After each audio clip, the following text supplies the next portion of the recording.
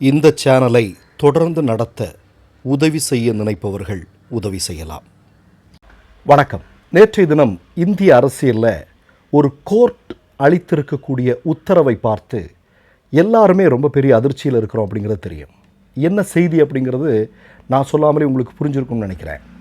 அரவிந்த் கெஜ்ரிவாலையும் மணீஷ் சிசோடியாவையும் கவிதா உட்பட தலைவர்களை மதுபான ஊழல் தொடர்பாக டெல்லி கோர்ட் விடுதலை செய்திருக்கிறது.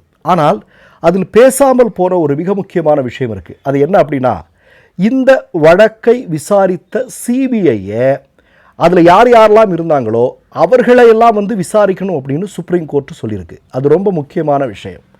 அதாவது அரவிந்த் கெஜ்ரிவால் என்று சொல்லக்கூடிய நபர் எத்தனை மாதங்கள் சிறையில் இருந்தார் அப்படிங்கிறது நமக்கு தெரியும்.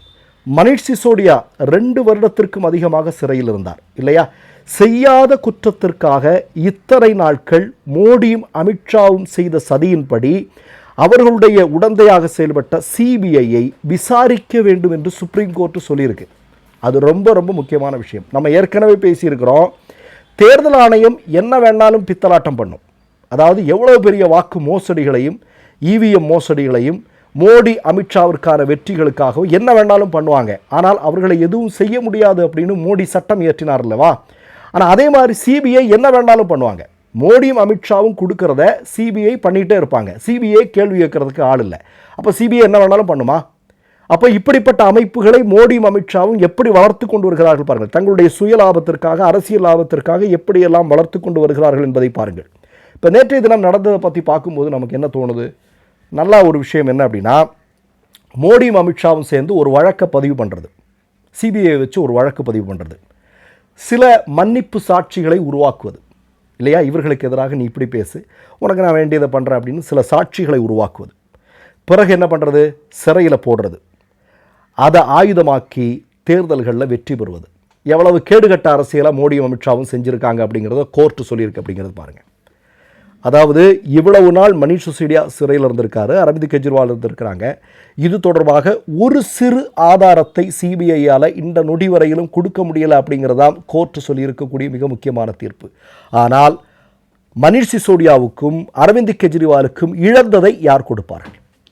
இத்தனை நாள் சிறையில் இருந்ததற்கு என்ன தண்டனை? இப்போ மோடியும் அமித்ஷாவும் இந்த மாதிரி பித்தலாட்டங்களை பண்ணிக்கிட்டே இருப்பாங்க. யார் இது யார் பொறுப்பேற்பது? இப்போ எலக்ட்ரால் பாண்டுன்னு ஒன்று கொண்டு வரார் மோடி. கொண்டு பெரிய அளவில் கார்ப்பரேட்டுகள் பெரும் பணங்களை கொள்ளையடிக்கிறார். நமக்கு எல்லாருக்கும் தெரியும். கட்டுக்கட்டாக வாங்கியிருக்கிறாங்க இல்லையா? ஆனால் மோடியை தண்டிக்காமல் இருந்தால் எப்படி அது நியாயமாக இருக்க முடியும்? மோடி வாங்கியிருக்கிறாருங்க. மோடி அப்படி கருப்பு பணத்தை வெள்ளையாக தங்களுடைய கட்சிக்கு வாங்குவதற்காக தான் எலக்ட்ரால் பாண்டுங்கிற ஒரு விஷயத்தை கொண்டு வந்தார். கொண்டு வந்ததை சுப்ரீம் கோர்ட்டு சொல்லியிருக்கு. அது மிகப்பெரிய தப்பு, அது ஒரு மிகப்பெரிய ஊழல் அப்படின்னு சொல்கிறாங்க. அப்படின்னா மோடியை தண்டிக்கணும் இல்லையா? ஏன் மோடியை தண்டிக்கலை? மோடிக்கு பணம் கொடுத்த கார்ப்பரேட்டுகளை தண்டிக்கணும் இல்லை, ஏன் தண்டிக்கலை? அதை பற்றி சந்திரசூட்டை கேட்டால் சந்திரசூட் சொல்லுவார், அதற்கான அதிகாரமெல்லாம் நம்மள்ட்ட இல்லை, அதை பற்றியெல்லாம் எனக்கு தெரியாது அப்படின்னு ஓடி ஒளிஞ்சுப்பார். இது என்னங்க நியாயம்? இது என்னங்க நியாயம்? திட்டமிட்டு மற்றவர்களை, அதாவது இவர்களுக்கு பிடிக்காதவர்களின் மீது போலி வழக்குகளை பதிவு செய்வது, இவர்களுக்கு பிடிக்காதவர்களின் மீது, இவர்களை பிடிக்காதவர்களை ஜெயிலில் தூக்கி போடுறது, இவர்களை பிடிக்காதவர்களின் மீது தேச துரோக வழக்கு பதிவு செய்வது. இன்றைக்கி நமக்கு நல்லா அவர் உமர் காலித் எத்தனை வருடமாக பிணை மறுக்கப்பட்டு சிறையில் இருக்கிறார் இல்லையா? யார் பின்னாடி இதுக்கு பின்னாடி எந்த சதி இருக்குது அப்படிங்கிறது இந்திய மக்களுக்கு தெரியுமா? நல்லா தெரியும் தானே அது. அப்போ அவ்வளோ பெரிய அளவிலான ஒரு விஷயத்தை தொடர்ந்து இவர்கள் செய்து காலம் கடந்து கிடைக்கக்கூடிய நீதி அநீதிக்கு சமம். அதனால தான் அரவிந்த் கெஜ்ரிவால் விம்மி விம்மி ஆடுறார் இல்லையா? ஏன்னா நான் தப்பு செய்யலை, ஆனால் என்னை குற்றவாளி என்று இவர்கள் சிறையில் அடைத்தார்கள். நிச்சயமாக என்னை சிறையில் அடைத்தவர்கள் ஒரு நாள் சிறைக்கு செல்வார்கள். அவர் மோடி அமித்ஷாவை தான் சொல்கிறார். ஏன்னா அமித்ஷாவுக்கு ஏற்கனவே சிறையில் உருண்டை சாப்பிட்ட பழக்கம் இருக்குது, அவர் சாப்பிட்ருக்கிறார். மோடியும் கண்டிப்பாக சாப்பிடுவதற்கான வாய்ப்பு இருக்குது அப்படின்னு அரவிந்த் கெஜ்ரிவால் சொல்கிறார். அதெல்லாம் நம்ம பார்க்க வேண்டிய விஷயந்தான். இப்போ நான் என்ன கேட்குறேன் அப்படின்னா, தொடர்ந்து இது போன்ற பித்தலாட்டங்களின் மூலமாக ஆட்சி அதிகாரத்தை கைப்பற்றி கொண்டிருக்கக்கூடிய மோடி அமித்ஷாவிற்கு என்ன தண்டனை அப்படிங்கிறதா இந்திய மக்கள் கேட்கிறார்கள். இது அம்பலமாகி இருக்கு இல்லையா? ஒன்றுமில்லைங்க. சித்திகாப்பன்னு ஒருத்தர், அவர் உத்தரப்பிரதேசுக்கு போகிறார். அவர் எதுக்கு போனார்?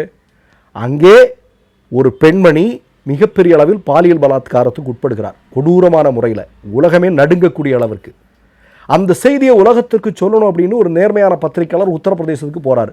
உடனே பிஜேபி யோகி ஆதித்யநாத் என்ன பண்ணுறாரு, அந்த சித்திகாப்பனை கைது செய்து தேச துரோக வழக்கு பதிவு செய்து சிறையில் அடைக்கிறார். அவருக்கு பிறகு பிணை கிடைத்தது. இன்றைக்கி அவர் அந்த துறையிலே இல்லை அப்படின்னு சொல்கிறாங்க. உங்களுக்கு நல்லா தெரியும், கோத்ராவில் ஒரு ரயில் எரிப்பு நடக்குது.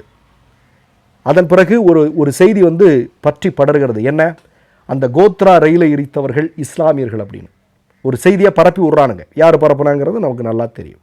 அதன் பிறகு ஒரு மிகப்பெரிய அளவிலான இனப்படுகொலை, 3000த்திற்கும் அதிகமான மக்கள் RSS சங்க பரிவாரங்களால் கொல்லப்படுகிறார்கள், கர்ப்பிணி பெண் உட்பட. ஆனால் எத்தனை பேர் தண்டிக்கப்பட்டார்கள்? இதனுடைய சூத்திரதாரிகளாக இருந்தவர்கள் இன்றைக்கு வெளியே அதிகாரத்தில் இருக்கிறாங்க. மலையுகான் மறந்துட முடியுமா? மலையுகானில் குண்டு வச்சவங்க பார்லிமெண்ட்டில் ஒரு மிகப்பெரிய அதிகாரத்தில் இருந்தாங்க. இன்றைக்கி அவங்கள ஆட்சி மாறியது பிறகு அவர்கள் குற்றமற்றவர்னு திருப்பு வந்திருக்கலாம். ஆனால் அன்றைக்கு அது தொடர்பான கர்கரே மர்மமான முறையில் கொல்லப்படுகிறார். நமக்கு எல்லாருக்கும் நல்லா தெரியும் இல்லையா?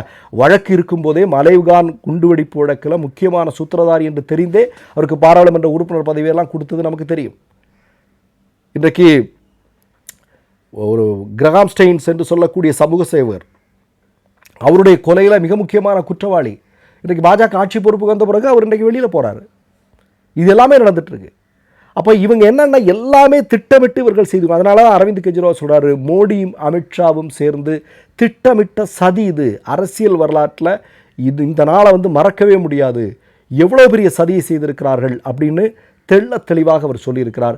சிதி போன்ற சிபிஐ ஆட்கள் இருக்கிறாங்க இல்லையா, இந்த மாதிரி வழக்குகளை விசாரித்து போலியா குற்றச்சாட்டுக்களை சுமத்தி சிறையில் அடைக்கிறாங்க இல்லையா, இந்த சிபிஐகள் விசாரிக்கப்பட்டு அவர்களுக்கு உரிய தண்டனையை உச்சநீதிமன்றம் பெற்றுத்தர வேண்டும் அப்படிங்கிறதா இன்றைக்கு இந்தியாவில் இருக்கக்கூடியவர்களுடைய விருப்பம். மற்றொரு நிகழ்வில் சந்திப்போம். நன்றி, வணக்கம். 3 யூடியூப் சேனல்கள் வியாபாரத்திற்கு இருக்கிறது. தேவைப்படுபவர்கள் இந்த எண்ணுக்கு தொடர்பு கொள்ளுங்கள். மை நேம் இஸ் ரெட் சேனலை சப்ஸ்கிரைப் பண்ணிக்கோங்க. அதுக்கப்புறமா பக்கத்தில் இருக்கிற ஜாயின் பட்டனை கிளிக் பண்ணீங்கன்னா ஒரு நியூ பேஜ் ஒன்று ஓப்பன் ஆகும். அதுலேயும் ஜாயின் பட்டனே கிளிக் பண்ணிக்கோங்க. அதில் பார்த்தீங்கன்னா credit R debit card options இருக்கு. இதில் உங்களுக்கு விசா, மாஸ்டர் கார்டு, ரிப்பே அப்படின்னு 3 ஆப்ஷன்ஸ் கொடுத்துருக்காங்க. அதில் நீங்கள் எந்த கார்டு சூஸ் பண்ணுறீங்களோ அந்த கார்டோட நம்பர் என்டர் பண்ணிக்கோங்க. அப்புறமா கார்டோட வேலிடிட்டி மந்த் அண்ட் இயரை டைப் பண்ணிக்கோங்க. அடுத்தபடியா உங்க கார்டோட பின்னால CVC கோடுன்னு சொல்லிட்டு 3 நம்பர்ஸ் கொடுத்துருப்பாங்க. அந்த நம்பர் இதில் என்டர் பண்ணிக்கோங்க. அப்புறமா அட்ரஸ் அண்ட் இன்ஃபர்மேஷன் என்டர் பண்ணிட்டு பைங்கிற பட்டனை கிளிக் பண்ணிக்கோங்க. ஒருவேளை உங்க கார்டு நம்பர் இன்வாலிட்னு காமிச்சிச்சுன்னா உங்க கார்டுல இன்டர்நேஷனல் யூசேஜை எனேபிள் பண்ணுங்க.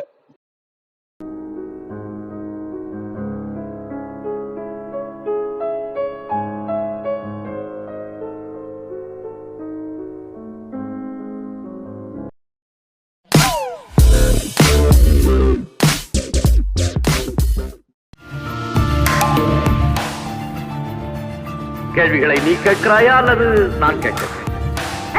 நீ கேட்காத, நானே கேட்கிறேன்.